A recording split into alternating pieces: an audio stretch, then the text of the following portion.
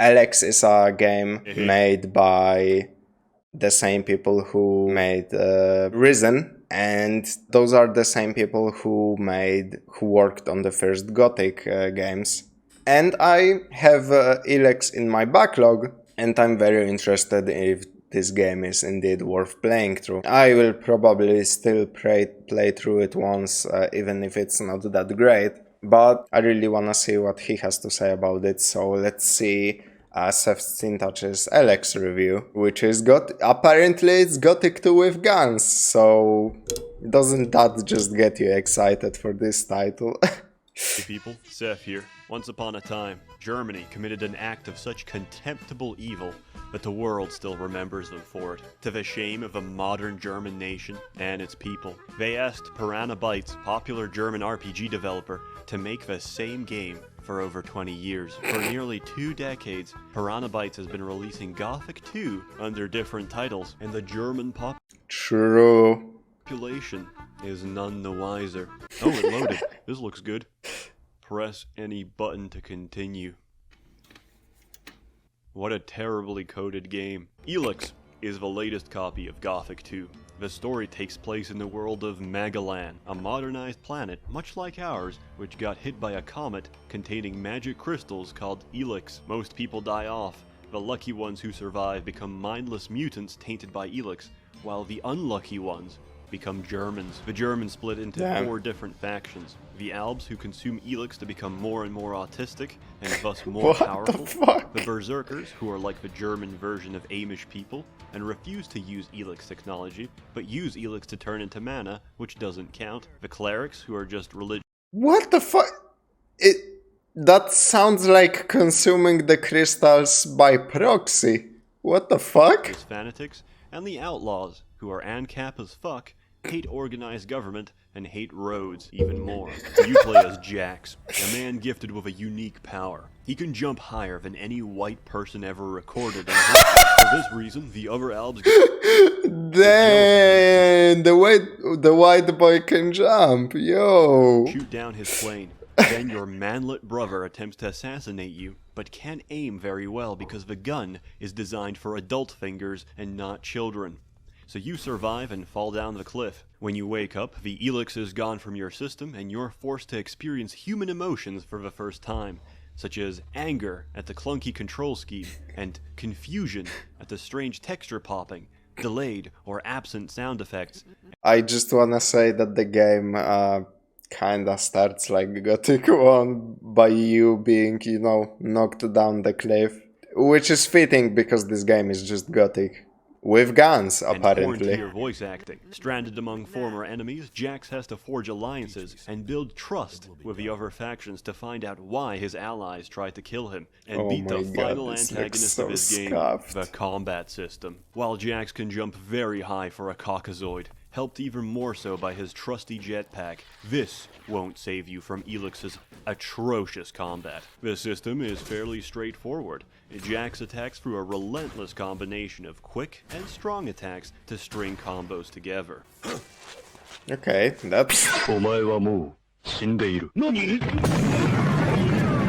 that's different than Gothic, I guess. So what could possibly go wrong? Everything. Piranha Bytes is a developer that's infamous for designing terrible combat. True. So don't be surprised. True. In fact, if you play by the rules set by the developer, you will die. Instead, you need to do what all sensible people do with Piranha Bytes RPGs. You abuse the system as much as possible. In Gothic 2, probably millions of people fell for the combat meme. They didn't know you could just spend a few hundred gold in the first town to buy a scroll to transform into a black raptor, and rampage through the entire first map, skipping virtually the first 10 levels of bullshit. Which is a lot. If you leveled that quickly, you skipped a lot of needless combat, which is, like he said, it's fucking terrible. I reacted to Seth's Gothic 2 review and I talked at length about how goddamn bad the combat in that game actually is. So I'm not going to repeat myself here. But yeah, it's bad. It's really bad. And if you got to skip this much, by using this exploit, you should be happy you didn't miss much. Piranha Bytes crams down your throat. You need to approach this game in the same way. The stamina bar is a great feature and adds a lot to the game. Oh, this game has stamina! Watching a green bar. That has to be the worst fucking feeling in the world. I can only imagine a Gothic-like combat system with stamina. Holy shit. In the top left of my screen, as I wait for my cerebral palsy-stricken character to accumulate enough energy for his paralyzed muscles to spring into motion. In fact, the stamina bar serves no purpose except to cause you suffering. This is because only humans have stamina. Monsters and wildlife follow no such system and can attack without restriction. Even better, if you're hit while your stamina is recovering, it interrupts the recovery. This leads to a fun, innovative system built around stun-locking someone into a coma. The combat almost appears to... And that's also a classic from Gothic. Wolves could stun-lock you into being beaten to death, so... very hard. Maybe give a character tank controls instead. Oh, and give him a warning every time his stamina and health gets low, which will be every few seconds. Your health is low. Do you have any potions or food? None of this matters when you play the game the real way it's meant to be played. The way the developers didn't intend. You recruit Durus and suck him off so he aggroes all the monsters. Then, while he's holding their attention and is absolutely immune to damage, you just spam grenades and ranged attacks. Then you cheese through the entire game. And why would I not cheese through the entire game? Why would I not abuse the fact that attacks stunlock enemies by simply running through half of a fucking game map, reaching the cleric base, and buying a flamethrower? Because, fun fact, you need almost no stats to weld the best gun in the game, which can spit out fireballs that stunlock and knock over everything they hit in a wide radius, so you can safely kill anything in the game without them even having the chance to defend themselves. And why would I not abuse the fact... I need to remember that one for my playthrough of Elex. The crafting Elex. Elex. That game, this one. Broken. When I can go to a trader in the outlaw town and buy infinite amounts of electronic scrap and iron ore, convert these into mental energy reserves, which is magic ammunition used by the clerics, and upgrade these in a 1-to-1 ratio into higher tier copies of mental energy reserves that sell for threefold more than the cost of my base ingredients, leading me to have infinite amounts of money, or Deutschmarks as they're called in-game. Germans will likely defend and applaud the game. Germans with names like Jürgen, Hans, and Ahmed will state that there's nothing wrong with the game, and is designed for real hardcore RPG players like themselves. Besides, it reminds them of real-life Germany, where walking outside in Berlin will result in your immediate stabbing. Thankfully, I mean, that's kinda true, but that's true for most capital cities in Europe. Like Brussels here in Belgium, I read some fucking horror stories on Reddit from Brussels, like people getting mugged in broad daylight at noon in the fucking metro, or like people dealing drugs right outside their window. And other people from Brussels on that subreddit just type out comments like, oh, that's normal, just ignore them. Actually, they make the street safer, which is so fucking insane that people would want to willingly live there. It's damn. And obviously, Paris is basically the same. There are parts of Paris where you don't fucking wanna go. And anybody who's been to Paris or knows that it's not, you know, all baguettes and mimes, knows what's going on. For the Germans, you can't quick load in real life. I say you shouldn't trust their opinions. A country whose highest grossing game titles are farming, forklift, and bus driving simulators lack the credibility to make any judgments on what's good. To the typical... I mean, he is kinda right, though, about that.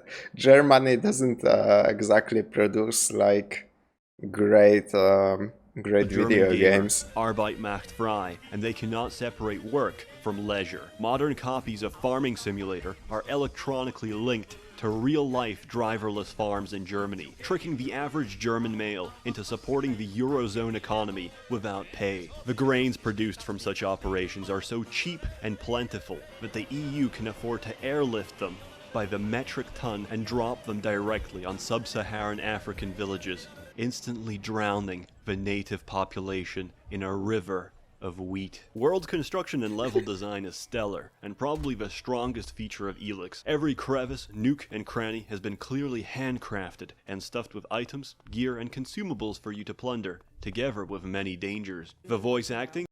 I love how he went on this huge tangent about the German games. Probably because there's not much to say about Elex. Can be patchy at times with the English dub, but the quests are very well done and offer many solutions to tackle them. The decisions you make influence the opinions and actions of characters, companions, and factions throughout the world, and steer the course of the story toward one of the major groups and their ideology for how Magalan should be run. The companions you bring with you also have their own interactions with NPCs, and their presence alone can change the outcome of missions you're given. Just be aware their AI is garbage. Ray just stood still while I was getting mauled by a horde of animals, and doesn't even intervene in fights unless you've already won. Durus is less garbage because his AI is more aggressive, but is still prone to standing still like a tart, or switching from his melee weapon to his bow in melee range. I didn't have a chance to test out Arx as a companion, since my parents forbid me from playing with skinheads, so I can't comment on his AI. Also, while the graphics are absolutely great, one of the features I appreciated the most was how well the day-night cycles were done, and the lighting differences between them. During evenings in the What the fuck? The screen is literally pitch black. What the fuck? It might even be so damn dark, you can't see fucking anything, sort of signaling you to go to bed or camp until visibility improves. But close to the evening is when old lights switch on for different ruined apartment blocks and buildings. Bioluminescent plants provide ambient glow to orient yourself, and the whole game actually takes on a completely different color palette, especially around the different faction encampments. That's really nice. I think the game can be described as a very solid open-world RPG, if you give it the chance, with some questionable design choices that, if you work around, leaves you with a very enjoyable experience that encourages replayability. With all that said, there's technical issues, bugs, and glitches out the ass for this release. My advice, go wait a few months. Let the people who bought it full price playtest it for you and suffer.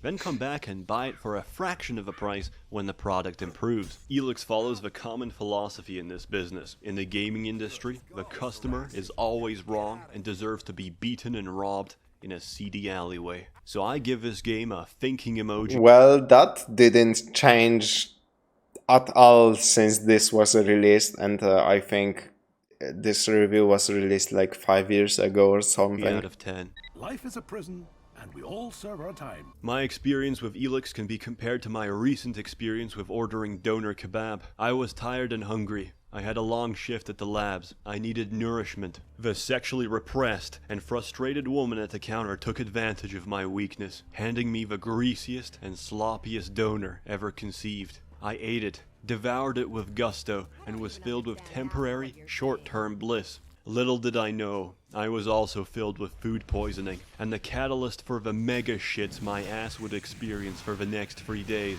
While in pain I thought, who could be responsible for this? Who could condone such atrocities? I knew it. I knew it. Angela Merkel, you did this. You made me shit my guts out for 3 days straight. You fucking whore. I love the nation of Germany. Basinger. Bing bing one up. I mean, she stepped Stay down tuned for as the Prime Minister of Germany, I think. So she cannot be blamed for faulty kebabs anymore, unless she runs her own stand now. I wouldn't know. From SsethTzeentach. Thank you to all my generous patrons. You are wonderful. Remember to like and subscribe for an extra molecule of oxygen. Yabba dabba doo. Well, this was God damn it, what is up with that word that I cannot pronounce it? This was educational, and yeah, I think I will give the game a go. I mean, I wanted to anyway. If it's bad, I will just abandon it because I got it on. I got it with PlayStation Now anyway, since I bought a year. At the price of one full-priced game, I now have a fucking full library of PlayStation titles that I can try. And since most of those games I will go through once and never come back, I don't really regret not owning them in my library. So, goddamn, I love Games Pass and PS Now. Such a nice way to consume some games and then like never think about them again. Like some of the shit I got to try on Games Pass, I will definitely never like look back on, but I'm grateful that I had that experience without spending much money because Games Pass is also an absolute steal. By the way, yeah, my Twitch is active again, twitch.tv/Strawberin0 with a 0, just like on YouTube. You can catch me reacting to videos, suggest what I should watch next or play next, and just join me in a nice, atmosphere and ask me questions or suggest things like I said. Anyway, thank you for joining me for this video, and I will catch you in the next one if you're watching on YouTube.